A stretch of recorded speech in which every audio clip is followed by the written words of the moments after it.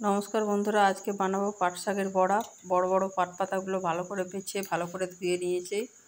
এখন একটা পাত্রে বেসন নিয়ে নিয়েছি, নুন হলুদ দিয়ে দিলাম, একটু জোয়ান দিয়ে দিলাম, তারপর পরিমাণ মতো জল দিয়ে ভালো করে গুলে একটা মোটা থকথকে ব্যাটার তৈরি করে নিলাম।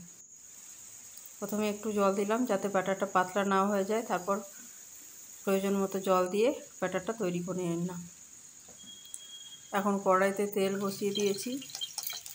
এবার পাট পাতাগুলো এক একটা করে ওই বেসনের ব্যাটারটাতে ডুবিয়ে তেলের মধ্যে ছেড়ে দেবো।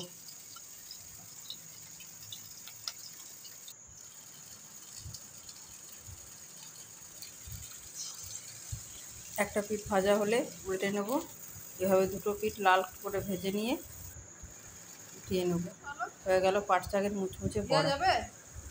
রেসিপিটা ভালো লাগলে জানিও।